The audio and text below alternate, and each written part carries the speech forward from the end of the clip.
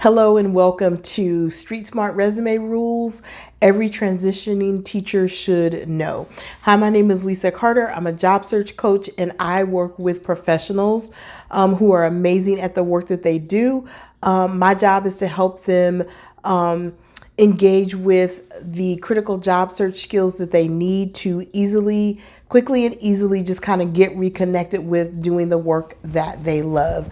So in today's video, I'm going to share with you teachers 5 resume rules that I feel like you need to know to transition your resume effectively. Now, the reason why I am doing this video is because I talk to a lot of teachers and I kind of see that they are making like some of the same mistakes over and over and over again. So I just want to make sure that you are on the right track to creating the type of resume that you need to be effective in your job search. So before I share the rules, I want to share 2 things with you, and that is there are basically 2 types of resumes. So the first type of resume is what I call like just a regular resume. So a regular resume is usually kind of generic. I don't think people mean to create a generic resume, but a lot of times they do. A typical resume is invisible. So what I mean by that is that when a recruiter sits at their computer and they're typing in search terms, they use what we call keywords. Most people are either unaware of keywords, use the wrong keywords, or they manage to just blow the whole keyword thing. And so when the recruiter types in those keywords, their resume just never comes up in the search. So their resume is essentially invisible. And then a typical resume, and I know you're probably going to laugh at this, right? But a typical resume typically looks weird. I've just seen some crazy stuff. So I've seen 2-page resumes where the second page, half of the page is just blank. So weird. I have seen resumes where I think that people were trying to make their resume stand out. And so they like used cursive writing. That's weird. I've seen resumes where people have used columns ineffectively, and again, just looked weird. So a typical resume is a type of resume that the recruiter just doesn't see, or something about it is just off. And so the recruiter is kind of motivated to sit that resume aside and get back to it in a minute. But the truth is they never get back to those resumes. All right. So that's the first type of resume. The second type of resume is what I call a recruiter ready resume. So this resume is like specifically designed to get the attention and keep the attention of recruiters. In a recruiter ready resume, there are a couple of rules that you should follow to just make sure that you're on that right track. So if you're ready, we're going to start with resume rule number 1. So the first rule of creating a recruiter ready resume is to choose one job title to focus on. Let that sink in for a minute. So if you are rolling your eyes and thinking, I just need a job, I don't have time to focus on one, I'll take whatever comes up. That is going to slow you down. It's going to cause you a lot of problems. Focus on one job title or a job title that's in a family of job titles. So what I mean by that is, for instance, there are a lot of teachers who are moving out of teaching children and they're moving into teaching adults. That job title is called a corporate trainer. It is also called a learning specialist. It's also called just a trainer. It's also called a learning coordinator. Like there's like probably 7 or 8 job titles, depending on where you work, that mean the exact same thing. And it means, hey, I teach adults, right? So when it comes to teaching, choosing one job title, that's what I mean. Rule number 2, your resume should never, hear me when I say, never be more than 2 pages, and it should never extend beyond 10 years of work experience unless an employer specifically requests that you give them more. A recruiter just does not have the time to actually read resumes that are longer than that. If you can't get it said in 2 pages, and 10-year time frame, you need to regroup and think about what you're including on your resume. Rule number 3, there are 5 things that absolutely always need to be on your resume. So those 5 things are your contact information, number 1, the job title that matches the job title on the job lead that you're applying to. You cannot leave that off.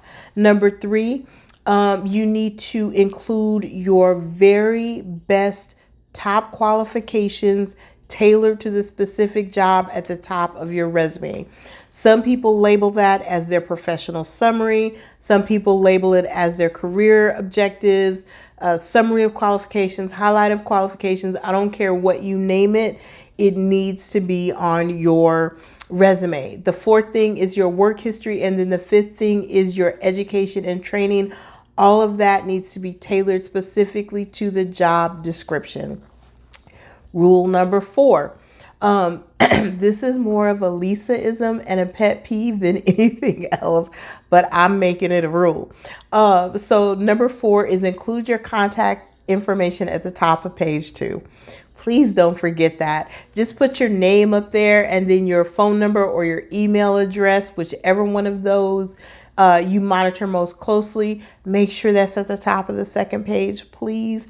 And then the 5th and final rule is that for every job you apply to, create a tailored resume. And because you adhere to rule number 1, which is to choose one job title, a lot of times those qualifications on the different job leads or job descriptions, they're going to overlap. So don't panic. It's all good. It's going to work out. Trust me when I tell you, okay? So I think that's all I have to share. Oh, let me share one bonus with you real quick. On your resume, I know there's a lot of conventional wisdom that is telling you all these things that you need to do to make your resume stand out, like include your picture, put these cute little fancy icons on your resume, put those nice columns on your resume, put some colors that pop on your resume. If the color is not blue or black, I would recommend that you don't use it. So really quickly, all these things that people tell you to do will make your resume stand out, and they will make your resume so pretty, okay? But this is the deal. Those things are never, ever going to be the reason why a recruiter calls you to interview.